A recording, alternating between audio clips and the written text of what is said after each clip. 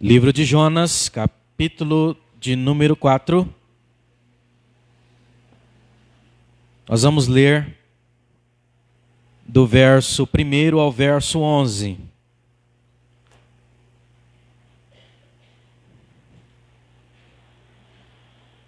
Diz o seguinte a palavra do Senhor: Mas desgostou-se Jonas extremamente disso, e ficou todo ressentido, e orou ao Senhor e disse: Ah, Senhor, não foi isto que eu disse, estando ainda na minha terra? Por isso me preveni fugindo para Tarsis, pois sabia que és Deus piedoso e misericordioso, longânimo e grande em benignidade, e que te arrependes do mal. Peço-te, pois, que o Senhor tire a minha vida, porque melhor me é morrer do que viver. E disse o Senhor: É razoável esse teu ressentimento? Então Jonas saiu da cidade, assentou-se ao oriente da cidade, ele fez uma cabana, e se assentou debaixo dela à sombra, até ver o que aconteceria à cidade. E fez o Senhor Deus nascer uma aboboreira, que subiu por cima de Jonas, para que fizesse sombra sobre sua cabeça, a fim de o livrar do seu enfado. E Jonas se alegrou em extremo por causa da aboboreira. Mas Deus enviou um bicho no dia seguinte, e ao subir da alva, o qual feriu a aboboreira, e esta se secou. E aconteceu que, aparecendo o sol, Deus mandou um vento calmoso, oriental, e o sol feriu a cabeça de Jonas, e ele desmaiou, e desejou com toda a sua alma morrer, dizendo: Melhor me é morrer do que viver. Então disse Deus a Jonas: É acaso razoável que assim te enfades por causa da aboboreira? E ele disse: É justo que me enfade a ponto de desejar a morte. E disse o Senhor: Tiveste compaixão da aboboreira, na qual não trabalhaste, nem a fizeste crescer, que em uma noite nasceu, em uma noite pereceu, e não hei de eu ter compaixão da grande cidade de Nínive, em que estão mais de 120 mil homens, que não sabem discernir entre a mão direita e sua mão esquerda, e também muitos animais. Meus irmãos, nesta noite, dentro desse texto, e olhando essa campanha de missões, onde nós estamos trabalhando nesse tema da compaixão, procurando viver a compaixão do Senhor, eu quero trabalhar com os irmãos sobre o seguinte tema: por que é mais fácil amar a aboboreira? Por que é mais fácil amar a aboboreira? Meus irmãos, nós vemos aqui que Jonas é um profeta que, segundo a palavra do Senhor, aqui é identificado como Jonas, filho de Amitai. E esse profeta, ele profetizou no reinado de Jeroboão II, por volta de 793 a 753 a.C.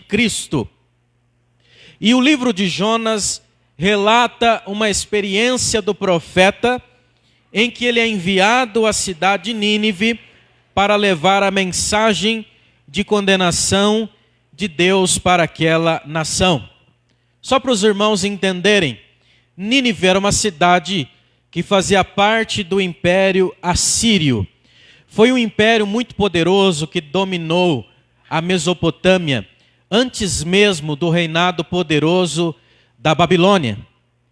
E esse império era um império militar muito forte. Eles dominaram grande parte de toda a região. Era um exército poderoso, militar, expansionista. Eles expandiam o seu império, e muitas vezes eles iam numa cidade, eles dominavam aquela cidade, e eles pegavam aquelas pessoas e levavam para o seu território, para a sua nação, para dominar aquela nação. Eles eram extremamente dominadores, extremamente violentos. E quando nós olhamos, por exemplo, depois da divisão do Reino do Norte e do Reino do Sul, Este império, sob o poder de Sargão II, foi o império que levou o reino do norte, a saber, Samaria, né? Aquela parte norte de Israel, levou cativo para a Assíria. Os assírios eram dos inimigos principais de Judá. Além disso, meus irmãos, era um império extremamente violento. Depois nós vamos comentar sobre isso. Mas é interessante que Jonas, só para nós entendermos até chegar na baboreira. E você vai entender. Jonas, ele é chamado pelo Senhor para que levasse a mensagem contra Nínive. E Nínive, nesse momento, era a principal cidade dos assírios, do Império Assírio. E Jonas, então, ao invés de ir e levar a mensagem, ao invés de ter compaixão por aquelas pessoas, diz a palavra de Deus que Jonas desce a Jope e pega um navio para Tarsis, essa cidade que era próxima da Espanha. Quer dizer, ele tinha que ir para uma direção e ele vai para outra. Ele foge então da presença de Deus, ele foge do chamado, daquela missão. E então diz a palavra do Senhor que no meio daquela navegação ocorre uma grande tempestade que foi enviado pelo Senhor. E aquelas pessoas que estavam naquela embarcação ficam extremamente temerosos, ficam desesperados, porque nunca tinham passado por uma situação daquelas. Então, eles chegam à conclusão que havia alguém ali desobedecendo alguma divindade. E chegaram à pessoa de Jonas. E Jonas, então, confessa que Deus tinha dado uma missão para ele e ele fugiu da presença de Deus. Então, o próprio Jonas pede que eles o lancem no mar, que Deus ia salvar a vida deles. Então, aqueles homens jogam Jonas ali no mar e toda aquela tempestade passa. E diz a palavra do Senhor que Deus envia um grande peixe. Nós não sabemos se é uma baleia, mas provavelmente.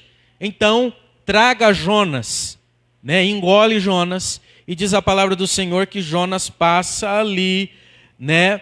3 dias ali na barriga daquele grande peixe, simbolizando também, né? Apontando para Cristo, que Cristo ficaria 3 dias na sepultura.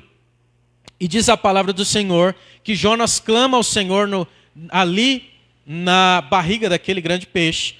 E Deus dá mais uma chance para ele.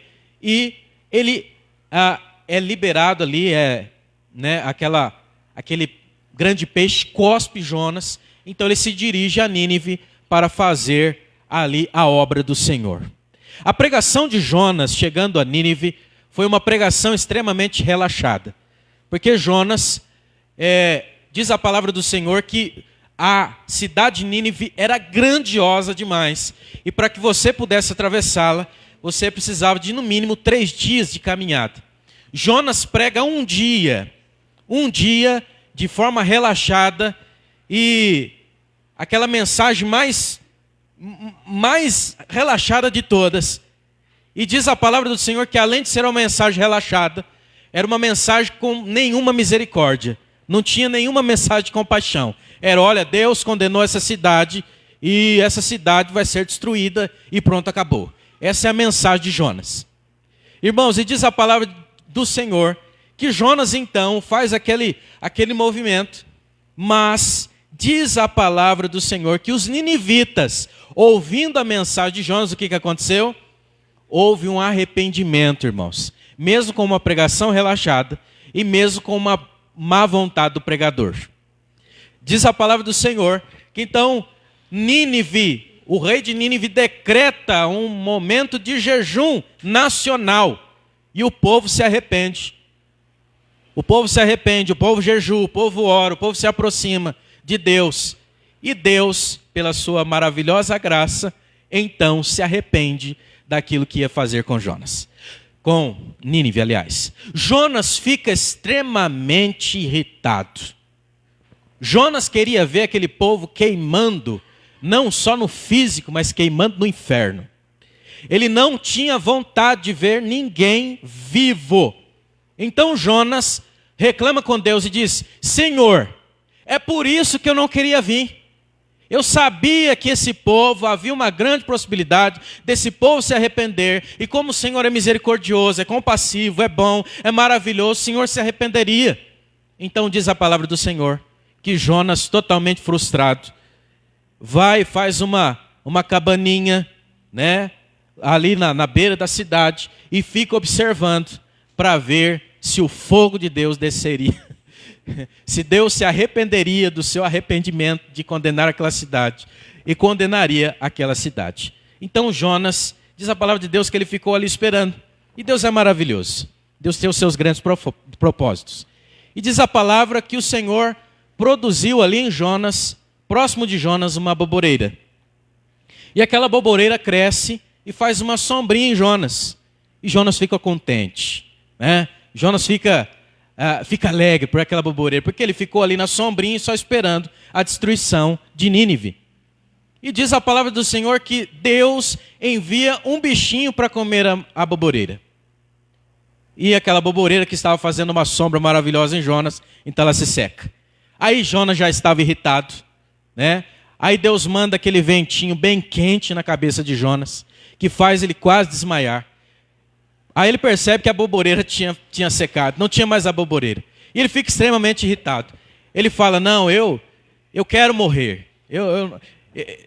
Ele fica extremamente irritado até a morte. Então Deus faz uma pergunta para ele: Jonas, você tem misericórdia de uma boboreira? Né? Você tem misericórdia de uma boboreira, você se irritou por causa da boboreira, mas você não se compadece desse grande povo que tem mais de 120 mil homens que não sabem discernir a mão direita da mão esquerda. O que significa que eles não tinham consciência do que era certo e do que era errado. Então, diz a palavra do Senhor que Deus faz essa pergunta e se encerra o livro de Jonas. E essa é uma pergunta que nós temos que responder. Por que então que é mais fácil amar a boboreira? E eu destaquei alguns pontos aqui para nós refletirmos nessa noite. Em primeiro lugar, é mais fácil amar a boboreira porque ela não oferece risco. É muito interessante saber, e agora eu quero falar da violência dos assírios. A Bíblia diz da violência dos assírios, mas a história também relata que os assírios foi um dos impérios mais violentos de todos os tempos. Os assírios invadiam a cidade, eles matavam muitas pessoas e faziam uma pilha de cabeças na porta da cidade para mostrar que eles tinham entrado naquela cidade. Além disso, as pessoas que se revoltavam contra o império eram induzidas a mortes lentas e terríveis. Uma das mortes, que eu não vou explicar essa morte, mas depois você pesquisa, se chama empalamento. Foi inventado pelos assírios. Tá? Eu não vou explicar não. Além disso, meus irmãos, eles tinham outras práticas, como o desmembramento, ou seja, eles pegavam as pessoas e desmembravam, pedacinho por pedacinho, até a pessoa morrer. Além disso, os assírios utilizavam também uma violência chamada esfolamento vivo. Arrancava a pele da pessoa até que ela morresse. Veja a violência, a truculência dos assírios. E vocês acham que Jonas não pensou nisso? Será que Jonas não pensou nisso quando Deus mandou ele levar a mensagem para os assírios? Sabendo que era um povo terrível, violento.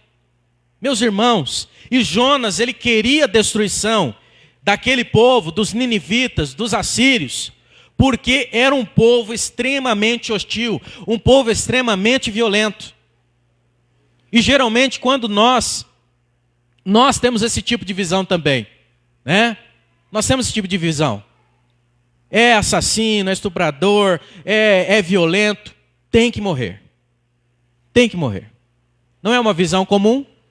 É uma visão comum. Porque a violência nos traz essa esse incômodo. E Jonas queria essa destruição. Meus irmãos, porque era um povo extremamente violento. E Jonas corria risco de talvez chegar lá, pregar a mensagem e talvez passar ali por um esfolamento vivo. Imagine uma situação dessa. Meus irmãos, Jonas ficou com raiva pela destruição da abóbora, mas ele queria a destruição de Nínive. Por quê?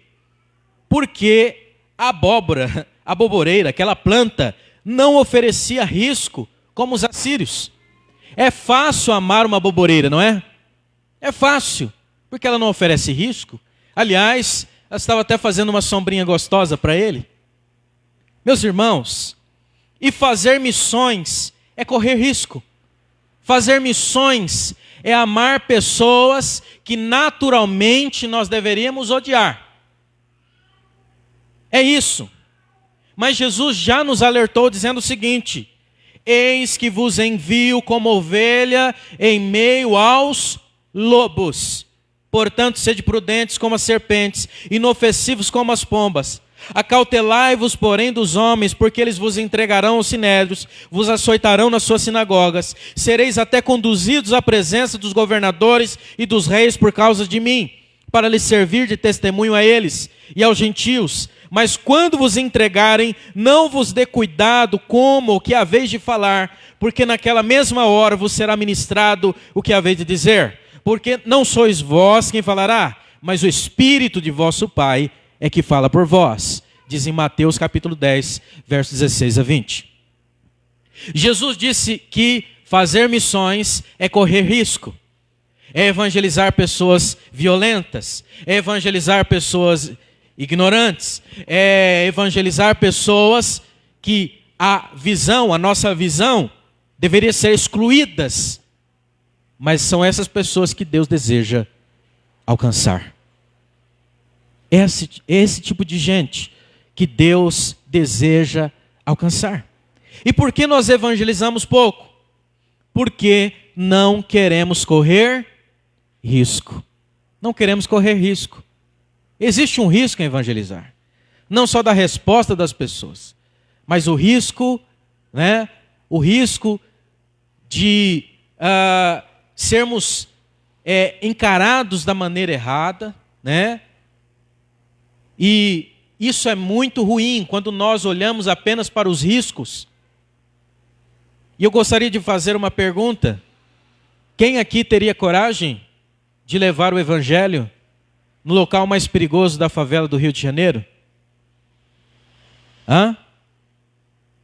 Vocês veem como nós temos, às vezes, a mesma posição de Jonas?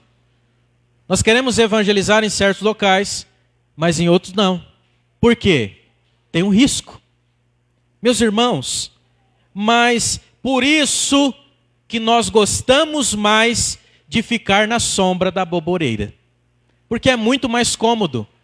Nós não precisamos correr risco nenhum. Meus irmãos, em segundo lugar, é mais fácil amar a aboboreira, porque ela não faz nada que nos desagrada. Ela não faz nada que nos desagrada.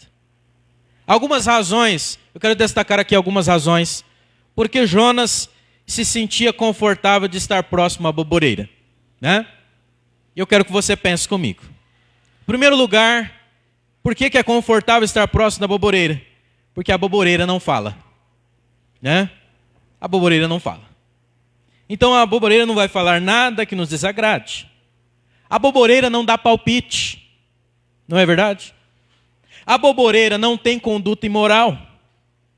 A aboboreira não faz nada que nos desagrada. A aboboreira não magoa ninguém. A aboboreira não tem uma opinião diferente da minha. A aboboreira não tem temperamento difícil. Não existe temperamento da aboboreira. Então é muito fácil ficar próximo da aboboreira, não é verdade? A aboboreira nunca discorda de algo conosco. A aboboreira nunca vai estar de mau humor. Por isso que é mais fácil amar a aboboreira. Meus irmãos, é por isso que Jonas se importava com a boboreira e não estava nem aí com os ninivitas. Por isso que fazer a obra de Deus é isso, amar o desagradável, é suportar a fraqueza dos fracos, é orar pelos que nos perseguem. Seria muito fácil se todo mundo fosse a boboreira, não é verdade? Seria muito fácil. Mas nós não somos. Nós somos seres humanos, cheios de falhas, cheios de fraquezas, cheios de erros, pensamentos errados, opiniões divergentes. Meus irmãos, é por isso que é difícil. Mas Deus deseja salvar o ser humano com suas imperfeições e limitações. E Deus deseja que levemos o Evangelho não para as aboboreiras, mas para pessoas.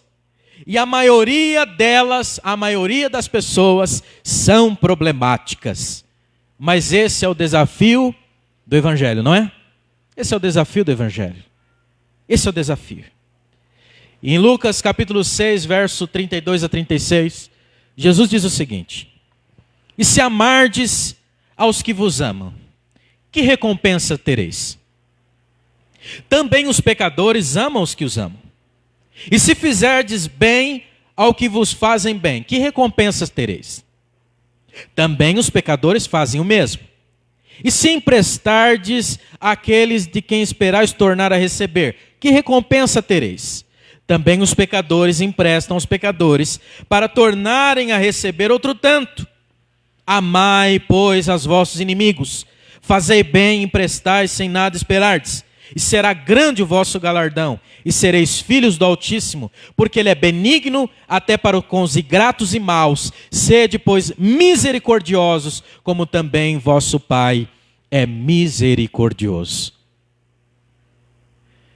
Talvez esse seja o maior desafio do Evangelho.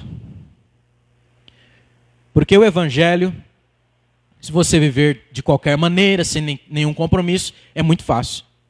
Mas a partir do momento quando você começa a compreender a verdade do Evangelho, o que Deus exige de nós, sim, é um desafio. E é um desafio, meus irmãos, é um desafio amar as pessoas. É um desafio levar compaixão e misericórdia para as pessoas. É um desafio. Mas é por isso que nós somos igreja do Senhor. Nós somos um povo diferente, um povo escolhido, um povo separado, um povo tirado das trevas para a maravilhosa luz. É um povo que Deus deseja usar para mostrar esta compaixão.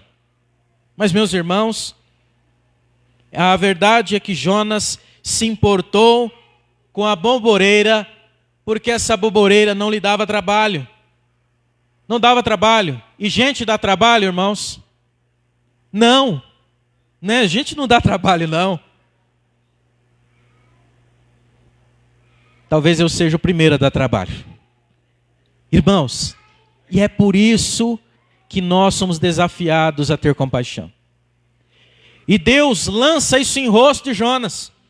Deus disse o seguinte para ele: Jonas, você tem compaixão da boboreira, na qual você não trabalhou, você não fez crescer, que numa noite nasceu, numa noite pereceu. Jonas ficou revoltado por aquela boboreira, e ela amava aquela boboreira, porque ele não teve trabalho nenhum com aquela boboreira. Ele não plantou, ele não regou, ele não cuidou, ele não fez nada. Irmãos, ele não semeou, não regou, não cuidou, ele não teve nenhum trabalho com a planta. E quando vamos trabalhar com pessoas, sabemos que teremos muito trabalho. Muito trabalho. E fazer missões é isso. É amar, é ter misericórdia das pessoas, sabendo que será trabalhoso, sabendo que essas pessoas vão nos dar trabalho, vão dar problema, sabendo que essas pessoas terão um temperamento difícil, sabendo que essas pessoas terão ideologias erradas, que nós teremos que trabalhar com elas. Sabendo que essas pessoas talvez não vão ter as nossas características físicas, intelectuais, filosóficas, mas nós temos que tratar delas, temos que cuidar delas. Isso é difícil, não é? É muito fácil viver o Evangelho enquanto nós estamos só acostumados com o nosso cantinho do banco da igreja e só vivendo uma religiosidade. Agora, meu irmão, eu quero ver você vivendo o evangelho, indo para o campo. Indo para o campo. E esse campo não está longe. Esse campo está do lado da sua casa. Esse campo está no seu trabalho. Esse campo está na faculdade. Esse campo está aí, ao seu redor.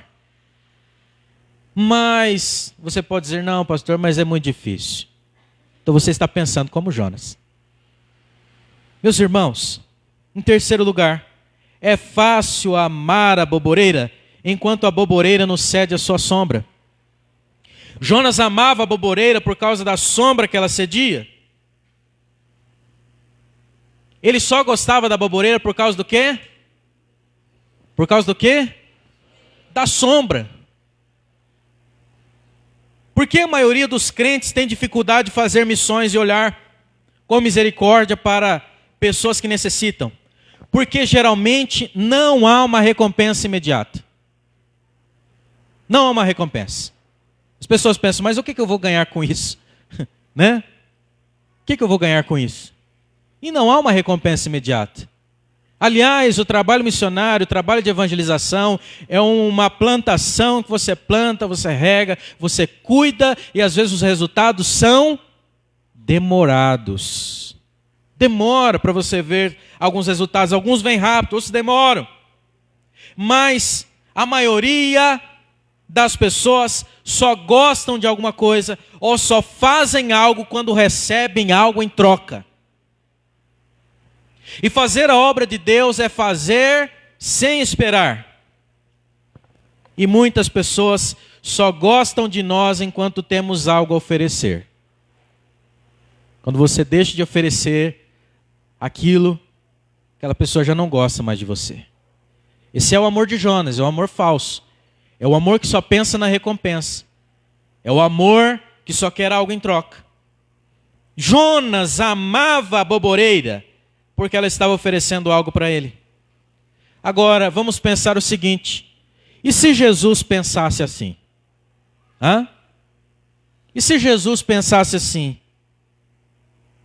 Será que nós estaríamos salvos hoje? Será que nós teríamos salvação? Se Jesus pensasse assim, eu vou lá, mas eu espero que eles façam algo em troca. O que acontece na prática é completamente contrário. Jesus vem para um povo miserável, terrível. Jesus faz um monte de milagres, multiplica o pão, cura, liberta, restaura. E muitas daquelas pessoas que estavam lá comendo pão eram as mesmas pessoas que estavam lá depois dizendo crucifica-o. Eram as mesmas pessoas que viram os milagres de Deus, eram as mesmas pessoas que rejeitaram o Filho de Deus. Agora, Jesus vem para querer algo em troca? Não, ele vem por compaixão, ele vem por misericórdia, ele vem por graça. Ele vem porque ele olha para a nossa miséria, ele não olha para aquilo que nós podemos oferecer para ele. Jesus olha para a nossa miséria. Meus irmãos, e é por isso que é difícil evangelizar. Porque evangelizar é ir e fazer missões sem interesse. É ir pensando em servir e não em ser servido.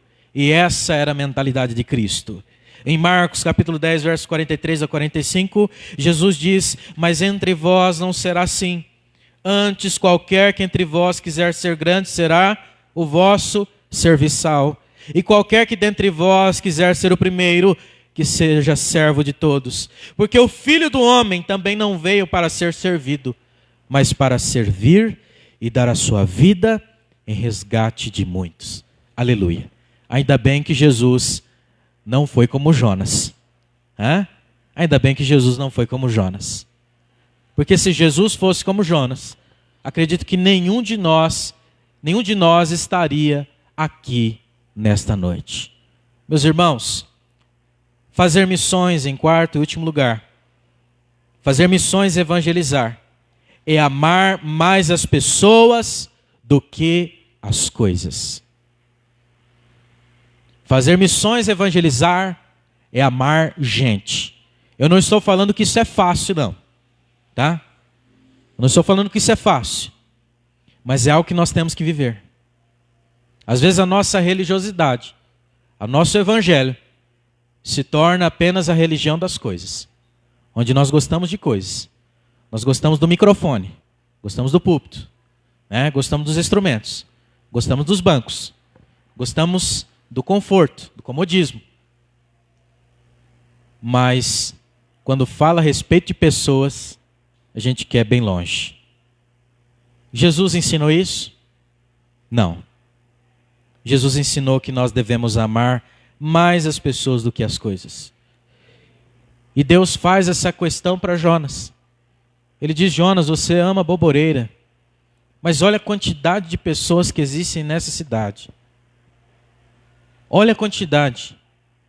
Você se irrita pelo fim da boboreira, mas quer se alegrar com a destruição desta cidade. Isso é um perigo. Isso é um perigo. Passarmos a gostar mais das coisas e odiarmos as pessoas.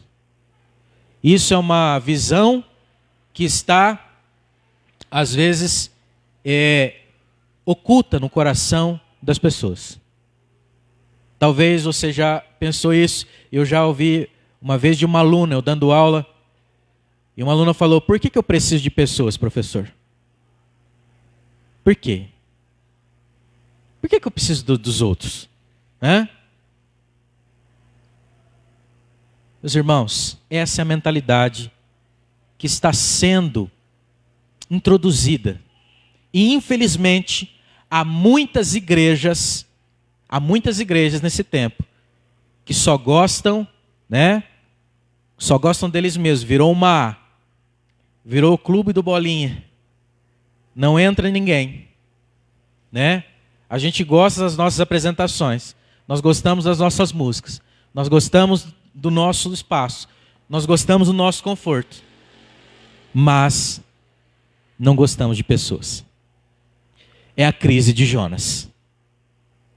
Mas todos nós, a maioria de nós, pelo menos você, a maioria aqui, acredito que tenha pelo menos uma suculenta em casa. Sabe o que é suculenta? Uma plantinha que você cuida ali, zela todo dia. E é fácil cuidar, da suculenta. É fácil cuidar da samambaia. É fácil porque elas estão ali, é só botar uma aguinha, cuidar ali, não fala nada, não incomoda, não é fácil. Agora vamos para o campo, irmãos. Vamos cuidar de gente, aí é difícil. Mas, meus irmãos, eu quero finalizar essa palavra motivando os irmãos a despertarem a sua compaixão com as pessoas. A despertar a sua compaixão. Não seja como Jonas. Não seja como Jonas. E essa resposta tem que ser dada por nós. E não eu de ter compaixão da grande cidade de Nínive, em questão mais de 120 mil homens que não sabem discernir entre sua mão direita e sua mão esquerda e também muitos animais. Qual é a resposta para essa pergunta? Deus tem que ter compaixão? Sim, Ele tem. E Ele tem essa compaixão. Agora, isso não pode ficar só da parte de Deus. Isso tem que estar em nós também, no nosso coração. Amém? Vamos orar? Senhor nosso Deus e nosso Pai, nesta noite nós queremos clamar ao Senhor e pedir misericórdia, Pai, porque às vezes a crise de Jonas é a mesma crise nossa em relação à compaixão. Observando o defeito das pessoas, observando a diferença de outras pessoas, observando o risco que nós vamos correr em levar o evangelho para essas pessoas. E trabalhar com pessoas é difícil. E por causa de vários fatos como esse, às vezes passamos a não gostar de pessoas. Ó Deus, mas nos importamos muito com as aboboreiras. Nós cuidamos das nossas coisas. Nós cuidamos dos nossos recursos materiais. Nós cuidamos da nossa casa, cuidamos do nosso carro. Cuidamos, ó Pai, da nossa vida. E às vezes nos importamos mais com isso do que com as almas. E Deus chama pessoas que amam almas. Ó Deus, e no nome de Jesus, desperta a nossa vida, desperta o nosso coração, desperta o desejo, ó Pai, de amar os ninivitas desse tempo. Amar as pessoas que às vezes a sua conduta é ímpia, é imoral, é violenta, mas são essas as pessoas que precisam da graça salvadora de Cristo Jesus. Pai Santo, desperta a tua igreja, para que nós não venhamos a se tornar apenas um clube que gostamos apenas das pessoas que fazem parte daqui, mas que nós possamos olhar além, que nós possamos olhar lá fora, que nós possamos olhar as pessoas que necessitam da sua maravilhosa graça. Pai Santo, nós oramos e cremos em Ti e clamamos, transforma o nosso coração em um coração que se compadece. Pai, nós Te louvamos e Te agradecemos por tudo, em nome de Jesus. Amém. Amém.